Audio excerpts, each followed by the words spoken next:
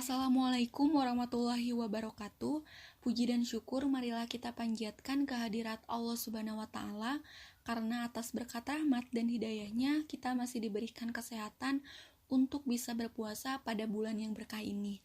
Sholawat serta salam marilah kita curahkan ke junjungan Nabi besar kita, yakni Nabi Muhammad SAW. Ramadan tinggal menghitung hari. Artinya, tidak lama lagi bulan yang kehadirannya selalu dirindukan umat muslim ini akan berakhir dalam hitungan hari. Sebagian kita telah melewatinya dengan semangat amal ibadah, mulai dari berpuasa, tadarus Al-Quran, sholat tarawih, dan amalan-amalan lainnya. Namun, harus diakui pula sebagian yang lain, barangkali Anda yang membaca termasuk di antaranya, melewati hari-hari Ramadan dengan ibadah ala kadarnya, entah karena kesibukan aktivitas yang menumpuk atau memang sebab malas saja. Di penghujung bulan ini, penting kiranya kita renungi hari-hari Ramadan yang telah dilalui, juga sisanya yang akan kita lewati. Setidaknya ada 3 renungan di penghujung Ramadan. Yang pertama, mengevaluasi ibadah. Sudah separuh bulan lebih hingga 10 hari terakhir Ramadan kita tunaikan, tentu sudah seharusnya ada banyak ibadah yang telah kita lakukan selama berpuasa. Selain ibadah puasanya sendiri, juga amal-amal sunnah seperti tadarus Al-Quran, salat tarawih, menghidupkan malam-malam dengan serangkaian ibadah dan sebagainya. Sebagai manusia biasa, kita tidak bisa menjamin apakah semua ibadah yang sudah kita lakukan itu diterima Allah Subhanahu wa Ta'ala atau tidak. Sebab itu, sekalipun kita sudah beribadah maksimal selama Ramadan, kita tidak boleh terlalu percaya diri bahwa Allah menerima semua apa yang kita lakukan. Dengan begitu, kita tidak akan larut dalam kepuasan spiritual atau bahkan merasa diri sudah paling saleh. Meski begitu, di sisi lain kita juga harus optimis bahwa Allah menerima ibadah yang sudah kita perbuat agar tidak muncul sikap pesimis. Sebab Allah sesuai prasangka hambanya.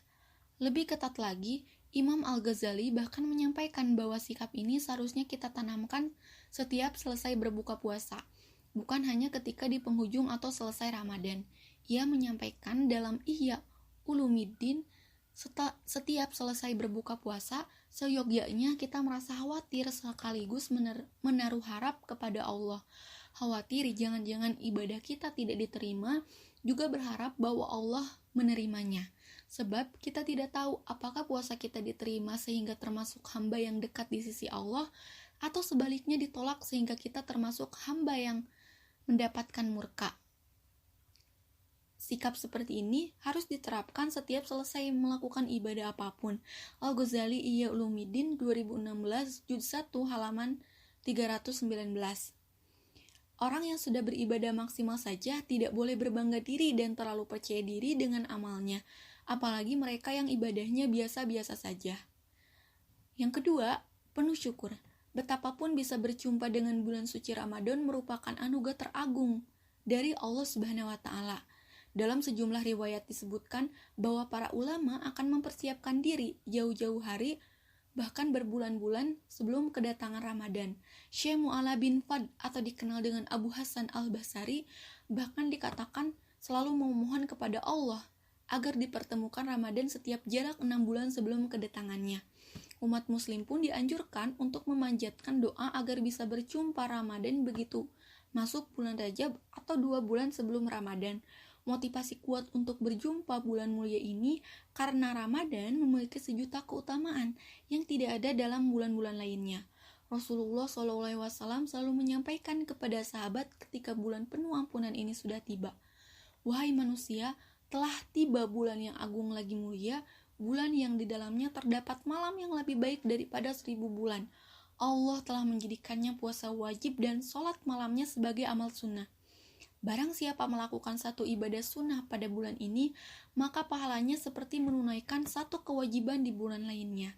Dan barang siapa menunaikan satu ibadah wajib bagi bulan ini, maka pahalanya seperti menunaikan 70 kewajiban di bulan lainnya."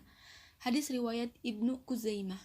Sebab itu, kita patut bersyukur bisa memperoleh nikmat agung ini. Dengan mensyukurinya, insya Allah kita akan diberi tambahan nikmat dengan dipertemukan kembali pada Ramadan berikutnya. Allah Subhanahu wa Ta'ala berfirman, Artinya, dan ingatlah ketika Tuhanmu memaklumkan, sesungguhnya jika kamu bersyukur, niscaya aku akan menambah nikmat kepadamu, tetapi jika kamu mengingkari nikmatku, maka pasti azabku sangat berat. Quran Surat Ibrahim, Juz 14 ayat 7. Yang ketiga, memaksimalkan 10 hari terakhir. 10 hari terakhir adalah fase puncak bulan suci Ramadan, sebab pada momen ini, malam Lailatul Qadar diprediksi kehadirannya, malam yang sangat dinantikan semua umat muslim. Demikian juga yang dilakukan oleh Rasulullah. Oleh sebab itu, pada momen ini kita didorong untuk memperbanyak amal ibadah. Dalam hadis riwayat Asyaid Asyiyah disebutkan, pada malam 10 terakhir, Rasulullah SAW lebih bersungguh-sungguh untuk beribadah, melebihi kesungguhan pada malam yang lain. Hadis riwayat Muslim. Barangkali jika hari-hari Ramadan yang telah kita lewati belum digunakan untuk beribadah dengan maksimal, maka masih ada 10 hari terakhir yang merupakan momen pamungkas bulan suci ini. Kita bisa lebih bersungguh-sungguh beribadah, terutama menghidupkan malam-malam dengan amalan sunnah agar bisa meraih Lailatul Qadar. Kita pun tidak tahu apakah ini Ramadan terakhir bagi kita atau bukan. Barangkali bukan kepergian Ramadan yang kita khawatirkan, tapi ketika Ramadan tahun depan kembali datang namun kita sudah tiada. Mungkin hanya itu yang bisa saya sampaikan, kurang lebihnya mohon dimaafkan. Wassalamualaikum warahmatullahi wabarakatuh.